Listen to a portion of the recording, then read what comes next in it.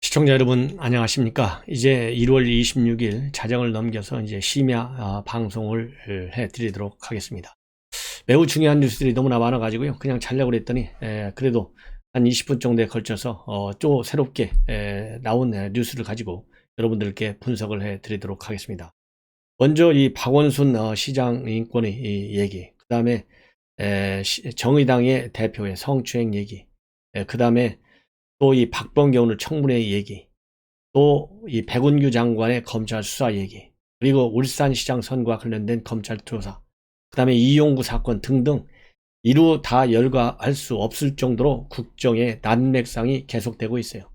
그 원인 중에 하나는 여권이 그야말로 작년 4.15 총선을 계기로 해서 의회 독재주의에 이르렀고요. 삼권 분립을 망가뜨리는 공수처까지 설치해가지고 살아있는 권력 수사에 대한 검찰의 수사권을 배제하고 웬만한 사건은 자기네들이 다 유리하게 공수처에다 갖다 옮기려고 하는 그런 계략 때문에 이루어지고 있는 법치주의의 이 붕괴 현상이 매우 심각합니다. 그렇기 때문에 제가 이 시간에도 잠을 자지 않고 먼저 여러분들과 함께 공분할 것은 공분하고 또 난상 토론할 것은 난상 토론하고 이러한 이 시간을 갖기 위해서 제가 심야 방송을 해드립니다. 먼저 심상정 대표가요, 이 야밤에 그야말로 오늘 사건이 발표된 이후 12시간 만에 이 보도 나온 게요, 11시, 밤 11시경에야 나왔어요. 그러니 12시간 동안 심상정 대표, 그야말로 정의당 하면 노회찬, 이런 분들을 이어서 심상정 딱 이름 하나 하면 정의당 딱 떠오르잖아요. 12시간 만에 입장을 발표했어요. 그래서 당 대표자가 가해자가 됐다. 이 얘기는 당 바닥부터 재점검해야 되겠다. 가슴 깊은 곳에서 통증이 밀려오고 당 대표를 지낸 사람으로서 무한한 책임을 느낀다. 그리고 이 당 대표의 성추행 사건 소식을 접하면서 망연자실하고 있을 당원과 실망한 국민들께 송구스럽다. 이렇게 입장을 발표했습니다. 다만 중앙당기위원회가 원칙에 따른 엄중한 판단을 내리고 장혜영 의원이 온전히 회복되어 당당한 의정 활동을 펼칠 때까지 철저히 사피했다. 당의 대표가 가해자란 사실은 당의 모든 것을 바닥에서부터 점검해야 할 일이다. 저부터도 놓치고 있는 것이 없었는지 더 깊이 성찰하는 시간을 갖겠다. 그래서 가치와 원칙을 부여잡고 함께 몸부림쳐 나가겠다고 다짐을 했습니다. 그리고 이와 관련해서요, 지금 여당의 최고위원 박성민, 한 24살 정도밖에 안 된 아주 가장 젊은 최연소 여당의 최고위원인데요. 이 박성민 최고위원이 그래도 입장을 중요 대목 내놓는 걸 보면 젊은이들의 의식을 이 당파성과 관계없이 좀 제대로 된 입장을 내놓는 유일한 저는 최고위원이라고 봅니다. 그래서 이번 이 장혜영 의원의 성추행 사건과 관련해서 여야를 떠나서 연대한다는 입장을 밝혔어요. 그래서 이 대목에서 여야를 떠나서 연대하자는 그 여야, 여기에 여당의 바로 민주당의 간성을 각별히 촉구하는 의미가 있다고 저는 봅니다. 그래서 정의당이 그동안 주장한 가치와 상처를 많이 입었고, 주장한 가치가 많은 상처를 입었고, 또 그간 진보진영의 기대를 걸어준 국민께도 많은 상처를 드렸다. 당 대표의 성추행 사건이라는 점에서 민감한 부분이 있었을 텐데 정의당 차원의 대응이 굉장히 빨랐다. 그리고 피해자 의사를 전적으로 존중해 이루어졌다는 점에서 대응이 굉장히 적절했다. 이렇게 얘기했거든요. 그러면서 민주당의 이 과거 이러한 이 사건 대응을 보면 아쉬웠던 점도 분명히 있다. 저희 당 내부에서도 큰 노력이 필요하다. 정당을 떠나 정치권에 여전히 존재하는 성 문제에 대한 쇄신과 전화가 필요하다. 이렇게 됐는데요. 저도 이번 정의당의 조치를 보면서 민주당보다 100배, 만배 훨씬 더 잘하고 있다. 이렇게 어제 낮에 평가를 해드린 적이 있습니다. 예. 이 박성민 최고위원도 저나 우리 시청자 여러분들의 똑같은 생각을 공유하고 있는 점에서 참 다행인데요. 이러한 민주당의 최연소 박성민 최고위원의 지적에 민주당 지도부는 철저히 반성하고 그 입장을 이제 더 늦지 않게 공식적으로 다시 한번 내달라는 얘기를 하고 싶습니다. 그리고 이제 박원순 시장과 관련해서 권익위에서 성추행이 맞다. 아무리 엄격히 따져봤는데도 성추행이 맞다. 이렇게 강조를 하고 있습니다. 여기와 관련해서 서울시 비서실의 문제 때문에요, 시장 비서에 20, 30대 젊은 여성들을 배치하는 관행, 그리고 이 피해자 보호 장치가 전혀 없다고 하는 점, 이런 점들이 문제점으로 지적되고 있고요. 이 박원순 이 서울시장 측에서는 일단 이번 인권위의 입장을 받아들이겠다는 입장을 발표했습니다. 그렇지만 더 자세한 공식 입장은 내일 발표하겠다. 그러니까 시간상으로는 이제 오늘이죠. 이렇게 밝혔는데요. 그럼에도 불구하고 오성규 전 서울시 비서실장은 이런 사람은 정신머리가 있는지 없는지 알 수가 없어요. 이번 인권위 결정을 강력히 반박하고 있고요. 인권위 결정 상당히 유감이다. 일방적인 주장은 중단하라. 그리고 이러한 결정, 피조사자가 방어권 행사를 못하는 상황에서 내린 결정은 대단히 유감스럽다 하고 있는데요. 이 사람은 별나라에서 살다 온 사람 같아요. 그래서 이런 오성규 같은 비서실장, 이런 사람을 쓰다 보니까 이런 사고가 발생한 것이 아니겠느냐라는 의혹까지 생깁니다. 그리고 이번 사건과 관련해서 이 박원순 전 시장의 피해자 측에서는요, 이제는 당사자들이 책임을 질 시간이다. 관련 행위자들을 엄단해야 되겠다라고 하는 입장을 발표했습니다. 그래서 이번 사건의 피해자, 변호인단, 피해자 지원단체가 일제히 입장문을 내고 이번 사건에 대해서 이 서울시장의 책임을 사실로 인권 침해를 사실로 인정했다는 점에 유의하라. 그리고 이러한 사건과 관련된 사람들은 직을 내려놓고 피해자에게 사과하라. 이렇게 입장을 밝히고 있고요. 2차 가해는 상상을 초월할 정도로 심각하다. 그래서 포털 사이트, 유튜브 등에 피해자와 관련한 가짜 뉴스를 게시한 이들은 구속 수사하고 엄중 처벌돼야 한다. 이렇게 밝히고 있습니다.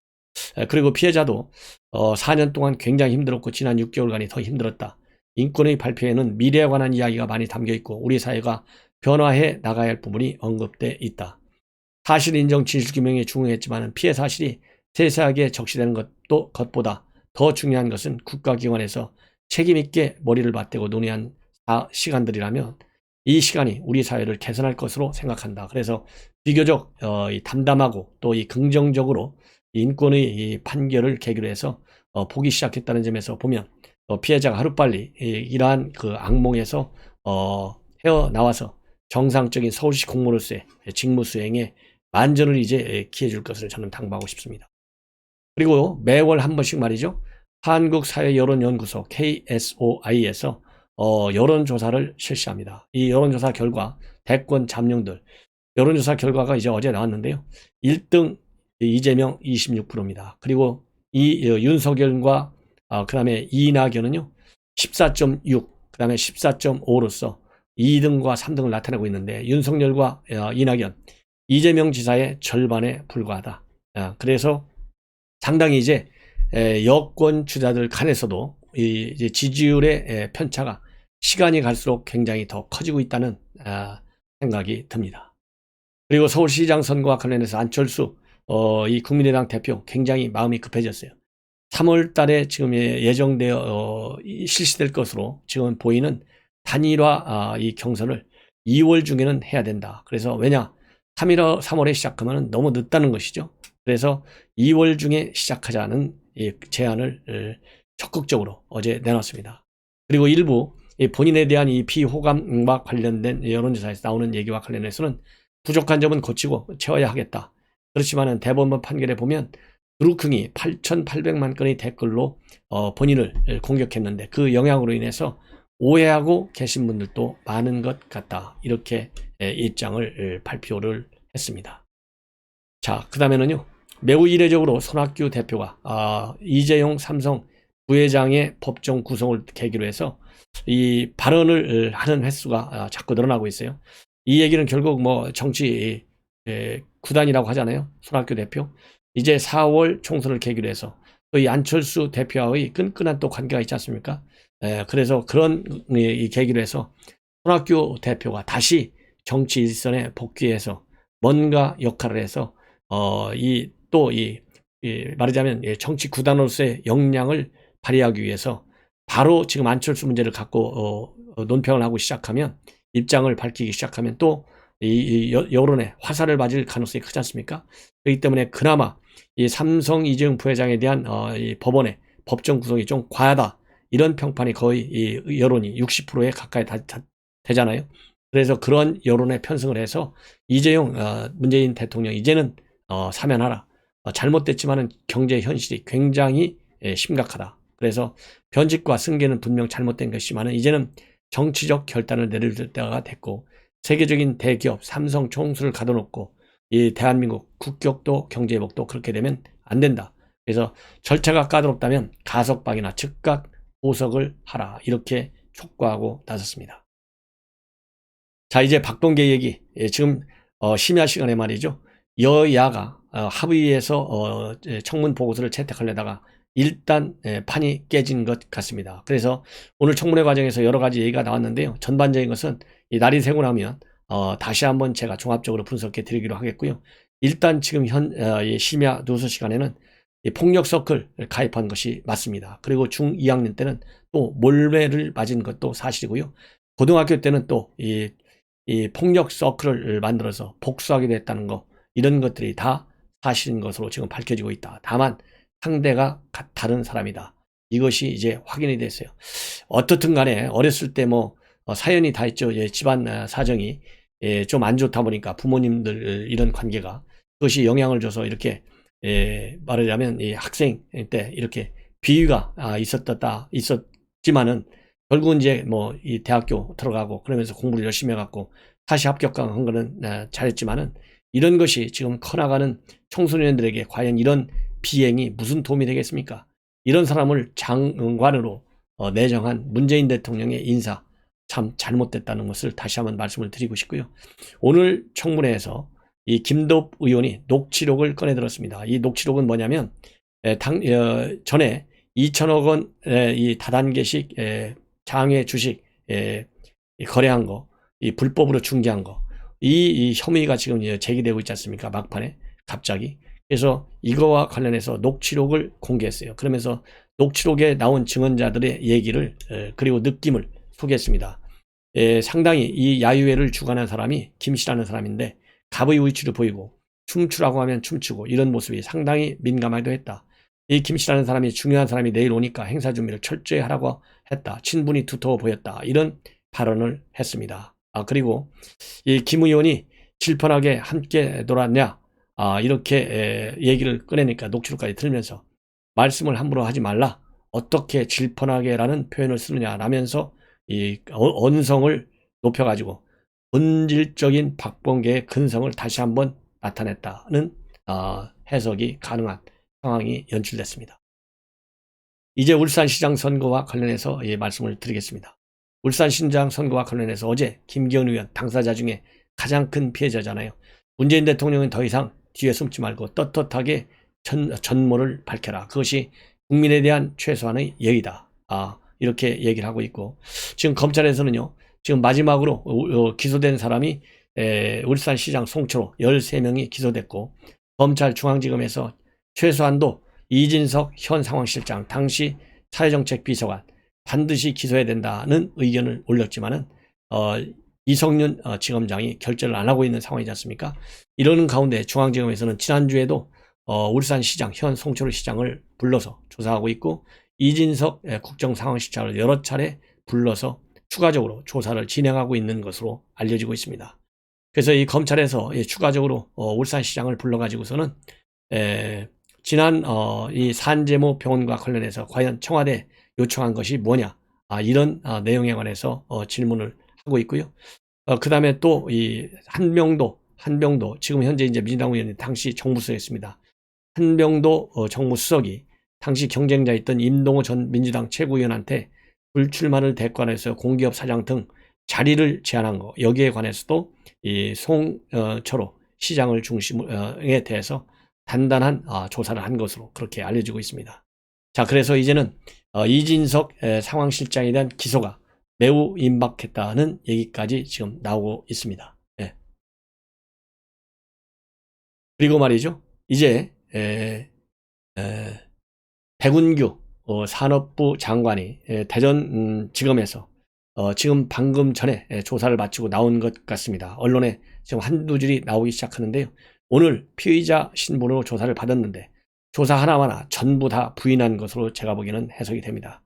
왜냐하면 원전 초기 폐쇄 결정, 즉시 가동 중단 방침을 정하면서 경제성 평가를 조작한데, 그리고 증거를 인멸한데 백운규 장관이 어느 정도나 개입되어 있는지가 지금 혐의사항이잖아요. 근데 오늘 검찰 조사에서 다 부인했어요. 지금 현재 언론 보도에 나오는 걸 보면 오늘 검찰 조사에서 법과 규정에 따라 절차를 준수하면서 가동 중단을 추진했다. 경제성 평가 과정과 한수원 경영 자율성을 침해한 적이 없다. 이렇게 주장을 한 것으로 알려지고 있는데요. 법과 규정에 따라 절차를 준수했다는 얘기는 감사원이 지적한 감사 내용을 일체 수용하지 않겠다는 그런 의미고요. 그리고 이 가동 중단, 그래서 그런 거 법과 절차에 따라서 가동 중단했다는 것은 본인 말 한마디로 해서 2년 반 동안 더 운영하다가 중단해도 된다는 이 실무진의 보고서를 즉각 중단으로 지시했다. 이 말을 부인하는 거나 마찬가지예요. 그리고 경제성 평가 과정과 한수원의 경영 자율성 침해한 적이 없다. 이 얘기는 경제성 평가 조작 전혀 안 했다는 얘기고요. 한수원의 경영 자율성을 침해했다는 얘기는 산업부에서 한수원에게 지침을 줘서 한수원이 조기 폐쇄하는데 하게 됐는데 그러한 전 과정을 전부 다 부인하는 것입니다. 그리고 가장 핵심인 청와대 관계 여부에 관해서는 청와대 지시가 아닌 경제성과 안전성을 고려한 것이다. 이렇게 주장을 하고 있어요. 청와대 지시가 아니다. 그래서 직권남용이 아니다. 이렇게 강변을 하고 있는데요. 이 얘기는 말하자면 꼬리 자르기 차원에서 한 것이다. 그래서 최일봉 비서 아무 잘못 없고 문재인 대통령 더더욱이 개입되지 않았다. 이런 주장을 하고 있는데요. 이미 압수수색을 통해서 가지고 있는 여러 가지 물적 증거를 볼 때 과연 이러한 주장이 검찰에서 받아들일 가능성이 있을지 저는 굉장히 의심이 많이 간다고 생각합니다. 그리고 현재 서울중앙지검에서 이용구 차관 택시 기사 불법 폭행 폭언, 그 다음에 내사 종결 조사를 집중적으로 하고 있는데요. 오늘까지 블랙박스 복구업체 관계자를 참고인으로 불러서 사실관계를 지금 파악하고 있는데요. 지금 언론에 나온 대로 이 블랙박스를 복원한 후에 경찰관이 블랙박스 복원과 관련해서 이 업체와 통화를 했다는 사실도 확보했고, 그리고 지금 검찰에서는 GPS 자료, 그 다음에 블랙박스 휴대폰 복원한 거, 그 다음에 택시기사의 진술, 이런 거를 모두 종합해 볼 때 이용구 차관은 특가법상 운전자 폭행 혐의가 맞다. 그래서 이제는 조만간 이용구 차관을 직접 소환 조사하는 방안을 검토하고 있는 것으로 그렇게 알려지고 있고요.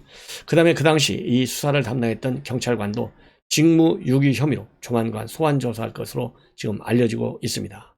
그리고 이번 이 사건과 관련해서 불법 박스 영상을 확인하고도 사건을 그렇게 덮은 것을 두고 과연 이용구 차관이나 경찰 윗선이 관여했는지 여부에 대해서도 철저히 지금 검토 중에 있는 것으로 알려지고 있습니다.